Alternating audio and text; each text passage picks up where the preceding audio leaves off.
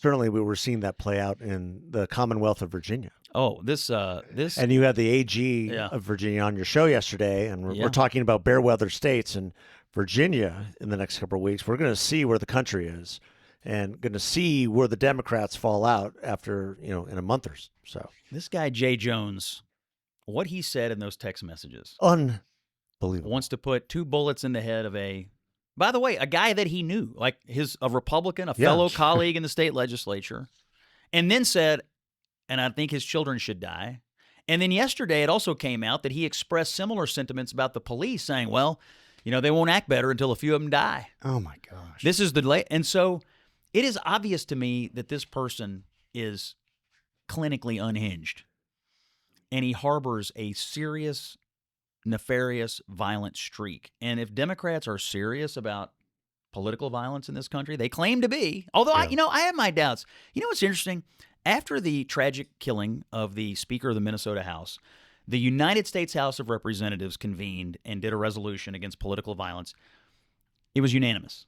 Every Republican voted for it. Yes. Some Democrats didn't show up, by the way. AOC missed the vote. Then Charlie dies. They have a vote on a resolution. Murdered. Over half the Democrats don't vote for it, including AOC. So Republicans all lock arms with Democrats after the Minnesota situation and say, no, we're not going to stand for this. Right. Democrats couldn't find it in their hearts to do it with Republicans after Charlie, and now they're all standing behind a candidate in Virginia who just assume kill a Republican, then work with them. That's what his text messages say. Yeah. So you tell me which party is working to stamp out political violence.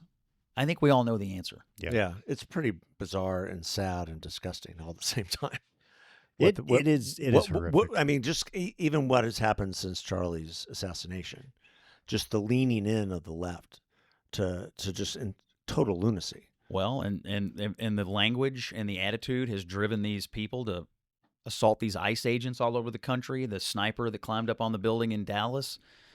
Even go back to Luigi Mangione. I was in New York the other day doing CNN. There was a pep rally for the guy right outside the courthouse down there. That's unbelievable. I mean, there is an element of the left that has given up on speech and debate, civil discourse, the political process, the underpinnings of our democracy. They've just given up on it, and they've just skipped directly to radicalism, revolutionaryism, and violence. Well, and you cannot deny it. It's happening on our televisions. Right. And the thing that I think the vast majority of Americans don't remember is that this is a habitual problem for the left. I mean, all I have to do is go back to the 70s and early 80s and the Weather Underground. I mean, these people, Bill Ayers, not that long ago, said, "I wish we would have set more bombs." Yeah. I mean, it's like it's insane. And how many violent criminals have become cause-célèbres? Yeah. For the left. I mean, how many cop killers have become cause-célèbres? The beatification of some of these violent people on the left.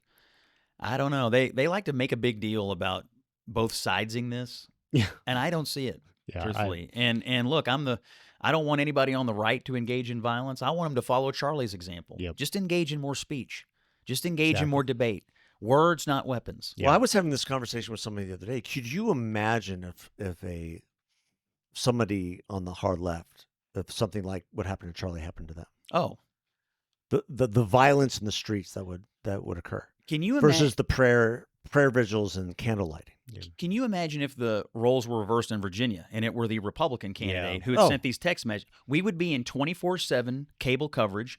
There would be reporters roaming the halls of Capitol Hill, sticking a microphone in every Republican's face. Absolutely. And you see none of that right now. There is no accountability on the left or on the left's media for this guy. And yet the Democrats are doubling down on it. They're standing by the person. And, and essentially if you read their statements, it's like, well, I don't condone these text messages, but Trump. Right. I mean, that's essentially their answer. Literally. Which basically says, I don't condone this, but Trump makes it okay to think this way. That's what they mean. That's exactly. Dangerous. Who are the real fascists? Really? Right. I mean, right. The ones who want to assassinate their political opponents. To me, for me, the whole Nazi fascism, all that stuff, that it's just them projecting. Yeah, Of course. I mean, it just projects. Well, it means, to your point earlier, it means they have no argument. No. They have no arguments. They live in fear and emotion and not in facts and reality. When I was working for President Bush all those years ago, I remember looking out my window out onto Pennsylvania Avenue. And, there was the signs. President Bush depicted as Hitler. Yeah. Then I was working for Mitt Romney, and I looked out my window, and there were the signs depicting Mitt Romney as Hitler. Now I look out my window, and there they are depicted. They go back to this stupid argument over and over and over. And I just think the American people are over it. They're tired of it. They don't buy into it. And by the way, the only thing it's proving to be effective at is radicalizing people who then take matters into their own hands. I mean, the guy that shot Charlie wrote it on the bullets. Yeah. The guy at the ICE facility wrote it on the bullets. I mean, Mangione now is a cult hero for, why? Because he shot a corporate CEO. I mean, the radicalism and the radicalization of people is a real thing. And the unwillingness to deal with it, I don't know. It's crazy. I mean, they have coddled it. They've coddled it in the Free Palestine movement.